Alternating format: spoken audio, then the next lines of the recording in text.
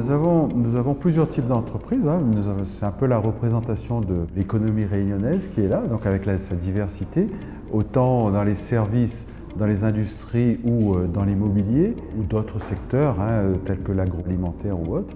Et l'objectif, c'est véritablement passer un cap, sortir de sa zone de confort, qui est souvent celle de l'île de la Réunion pour ce qui nous concerne, et de se dire comment développer ces économies pour en faire une seule au niveau de l'océan Indien, mais aussi vis-à-vis d'autres territoires tels que l'Afrique ou autres, et qu'on pourrait imaginer développer ensemble plutôt que chacun de son côté, et nous particulièrement à La Réunion.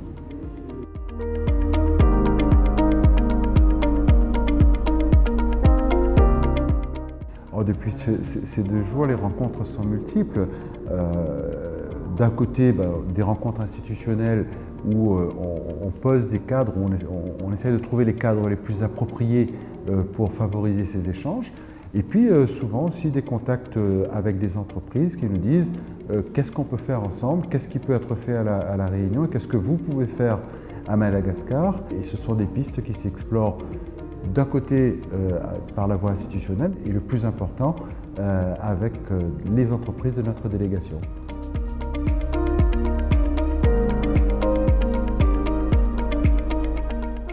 Alors, j'étais présent au premier CEO Summit déjà, avec le conseil régional et une délégation d'une 50aine de personnes la dernière fois. On peut mesurer que notre délégation s'étoffe, puisque nous sommes à 60 cette fois-ci.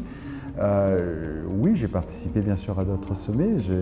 J'ai même participé à la création d'autres sommets, puisque j'ai, notamment avec le Forum économique des îles de l'Union des chambres de commerce de l'océan Indien avant et Cap Business aujourd'hui.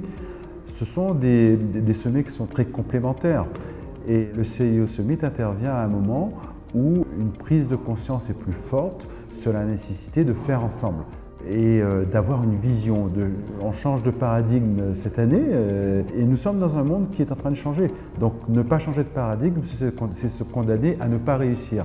Donc ce sommet est particulièrement important parce qu'il ouvre d'autres possibilités, une autre façon de voir les choses dans un contexte mondial où la zone océan Indien prend une dimension qui est différente qu'avant.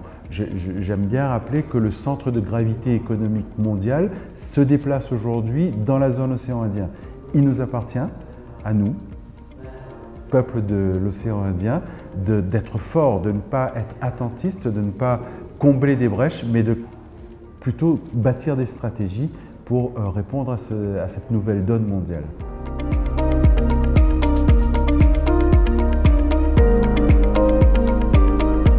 J'ai tendance à dire que l'histoire, elle est ce qu'elle est. On n'est pas là pour la refaire, mais il faut savoir l'analyser.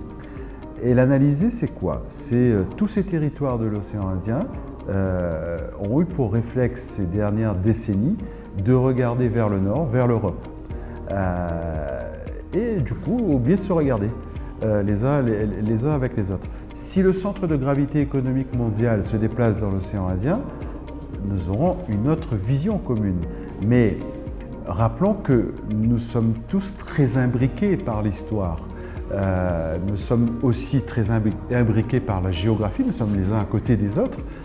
Nous avons tous les ingrédients pour réussir ensemble.